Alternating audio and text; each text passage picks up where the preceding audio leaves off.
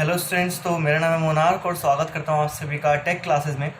आज की हमारी क्लास बड़ी ही खास है क्योंकि आज जो है हम यहाँ पर अपनी एक न्यू प्लेलिस्ट स्टार्ट कर रहे हैं ऑटो कैड को लेकर। यहाँ पर कंप्लीट आपके लिए एक ऑटो कैड का ये प्लेलिस्ट बन रहा है जिसमें आपका कंप्लीट ऑटो कैड का कोर्स जो है वो आपको स्टेप बाय स्टेप कुछ वीडियोज़ में आपको सिखाया जाएगा। सो भैया चैनल को सब्सक्राइब कर लीजिए ताकि आपसे कोई भी वीडियो मिस ना हो, और इस वीडियो का आज पूरा एंड तक देखिए क्योंकि आज हम बेसिकली बात करने वाले हैं ऑटो कैड के इंट्रोडक्शन के बारे में। काफ़ी छोटी वीडियो है आज हमारी। आज हम सिर्फ बात करेंगे ऑटो कैड के इंट्रोडक्शन को लेकर कि क्या है ऑटो कैड, क्या क्या चीज़ें हमें इसके अंदर देखने के लिए मिल जाती हैं, उन सभी के बारे में। तो भैया बने रहिए हमारे साथ और बिना किसी टाइम वेस्ट के let's get into class. I'm a broken record, I keep thinking about you. I can't stop this thinking about you. सो भैया आप में से जो कुछ इंजीनियरिंग स्टूडेंट्स हैं उन सभी ने को कभी ना कभी पाला पड़ा होगा ऑटो कैड से। इलेक्ट्रॉनिक में भी यूज़ होती है, इलेक्ट्रिकल इलेक्ट्रॉनिक्स हो गया, आपका सिविल ब्रांच हो गया, मैकेनिकल ब्रांच में तो बहुत ज़्यादा यूज़ है। सो ये ऑटो कैड होता क्या है, सबसे पहले तो आज हम बात करते हैं ऑटो कैड क्या है। या फिर अगर मैं बात करूँ कैड कंप्यूटर एडेड ड्राफ्टिंग, ये ड्राफ्टिंग क्या होता है। सो ड्राफ्टिंग का सीधा सीधा हमारा मतलब होता है जो हम एक हैंडमेड किसी भी चीज़ का नक्शा बनाते हैं या फिर किसी भी चीज़ का जो हम प्लान बनाते हैं उसको ड्राफ्टिंग बोलते हैं। प्लान इन द सेंस कि अगर आप कोई भी काम कर रहे हैं, आपको एक ब्रिज बनाना है तो सबसे पहले आप उसका प्लान तैयार करेंगे। ऐसा नहीं है कि आपके दिमाग में है और आप बनाना शुरू कर दें। ऐसे ही हमारे मैकेनिकल के पार्ट्स में भी होता है, आपके दिमाग में कोई चीज़ आई तो आप सबसे पहले क्या करेंगे, उसके बारे में आप एक डिज़ाइन बनाएंगे उसका, ठीक है, एक प्लानिंग आप करेंगे। तो उसी प्लानिंग को अपने हाथों से एक पेपर शीट पर, एक शीट पर उसको ड्रॉ करना, इसी को बोलते हैं ड्राफ्टिंग। अब यहाँ पर जो ड्राफ्टिंग है और ये जो कंप्यूटर एडेड ड्राफ्टिंग यानी कि जो हमारा कैड है, इन दोनों में क्या डिफरेंसेस हैं, क्यों कैड आया, क्या ज़रूरत है कैड का, यानी कि क्या हमें फ़ायदे हैं कैड के, तो उन सभी के बारे में आज हम बात करने वाले हैं। तो सबसे पहले देखो, अगर मैं आपसे बात करूँ कि कैड जो हमारी ऑटो कैड है उसमें और जो हमारा एक सिंपल एक हाथों से जो हम ड्राफ्टिंग करते थे, इन दोनों में क्या डिफरेंस है। तो सबसे पहले मैं आपको बता दूँ, टाइम की बहुत अच्छी यहाँ पर जो है हमारे पास बचत हो जाती है। टाइम बहुत कम टाइम में जो है आप ऑटो कैड के अंदर एक काफ़ी अच्छा डिज़ाइन बना सकते हो। जबकि वही एक डिज़ाइन बनाने के लिए अगर आप एक रियल हैंडमेड डिज़ाइन बना रहे हो तो उसमें आपको काफ़ी टाइम लग सकता है, आपको 1 दिन 2 दिन भी लग सकते हैं, और हो सकता है अगर बड़ा प्लान है तो हो सकता है शायद ज़्यादा दिन लगे, ठीक है।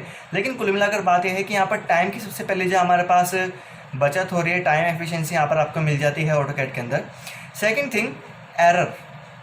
आप सभी जानते हैं कि ड्राफ्टिंग करते वक्त या फिर कोई भी डिज़ाइन बनाते वक्त एरर का आना बहुत ही पॉसिबल सी चीज़ है, एरर आ जाती है, ठीक है। अब वो एरर किसी भी चीज़ की वजह से आती है। फॉर एग्जांपल आपका जो ड्राफ्टर होता है, अगर आपका जो ड्राफ्टर वो सही से सेट नहीं हुआ है, चाहे आप उसको कितना भी एक्यूरेटली क्यों ना सेट कर लें अपने टेबल पर, तब भी कहीं ना कहीं उसमें एरर रह जाती है, और वही एरर जो है फिर हमारी शीट में भी हमें शो होती है। लेकिन कई बार क्या होता है कि वो एरर इतनी ज़्यादा शो भी नहीं होती है।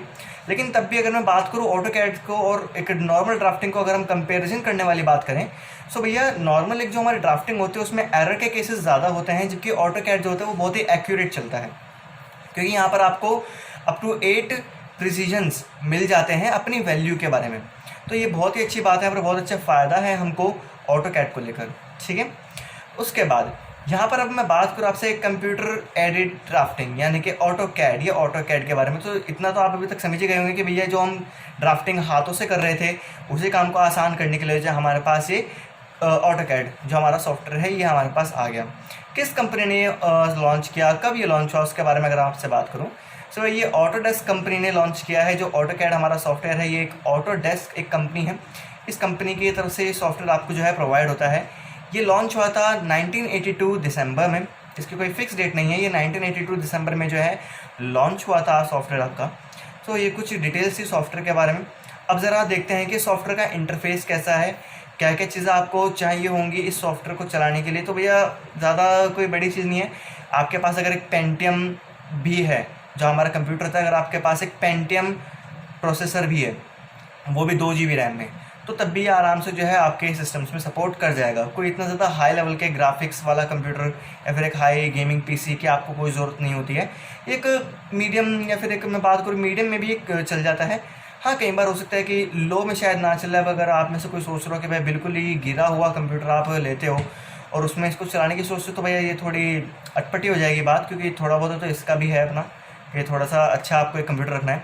सो पेंटियम मैंने चलाया हुआ है पेंटियम में, सो पेंटियम में आप इसको ईजिली रन कर सकते हैं। सो भैया बिना टाइम वेस्टिंग के आ जाते हैं अपने कंप्यूटर की स्क्रीन पर।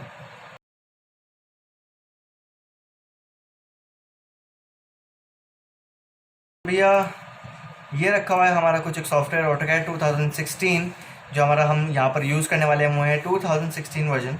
ठीक है, इसी पर जो है हम काम करने वाले अपना सारा का सारा। तो स्टार्ट करते हैं इसको।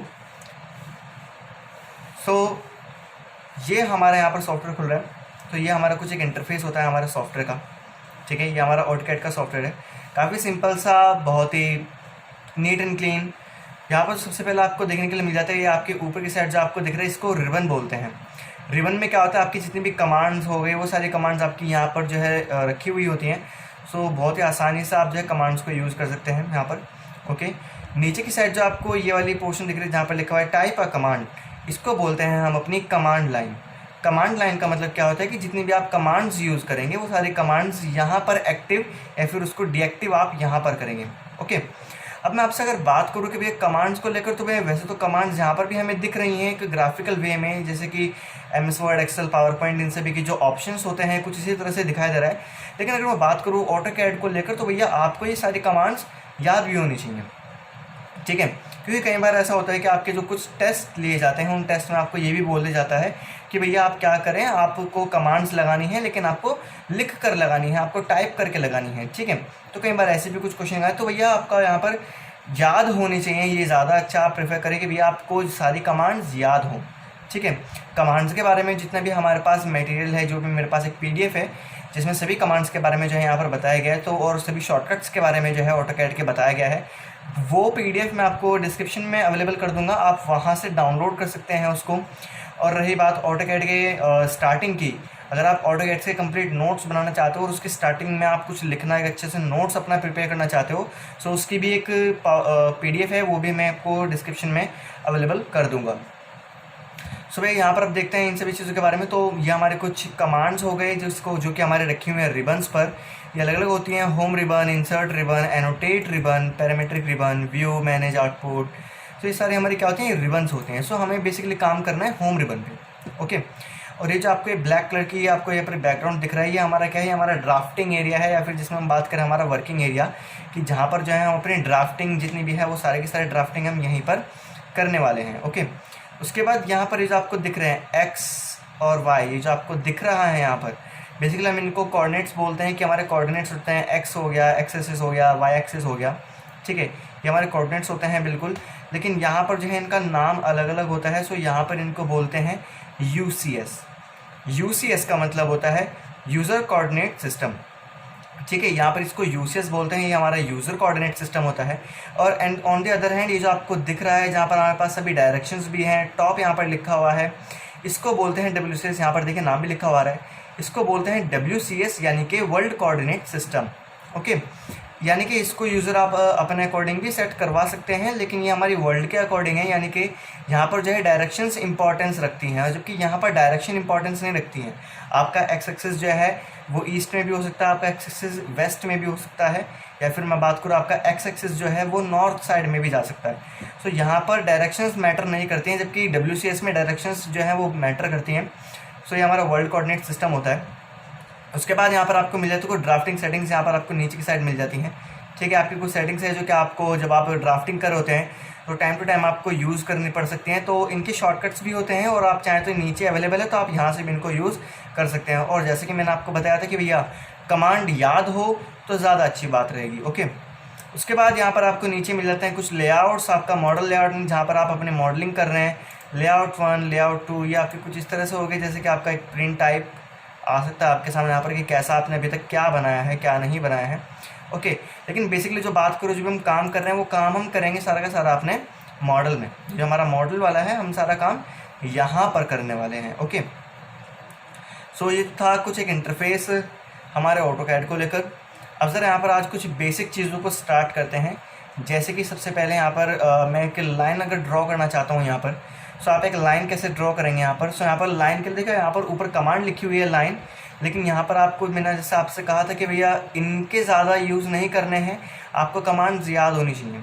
ठीक है, सो इसलिए आपको क्या करना है, आपको यहाँ पर लिख कर बताना पड़ेगा। अब बात ये आती है कि आप अपनी कमांड्स को लिखेंगे कहाँ पर, तो यहाँ पर जैसे मैंने आपको बताया ना कमांड लाइन जिसको हम बोलते हैं। तो यहाँ पर आपकी सभी की सभी कमांड्स जो हैं वो टाइप होती हैं। लेकिन ऐसा ज़रूरी नहीं है कि आपको बार बार यहीं नीचे आना पड़ेगा अपने कमांड को लिखने के लिए। आपका कर्सर चाहे कहीं पर भी हो, आप टाइप करना शुरू कीजिए, वो बाय डिफ़ॉल्ट यहीं पर ही लिखा जाएगा। ओके,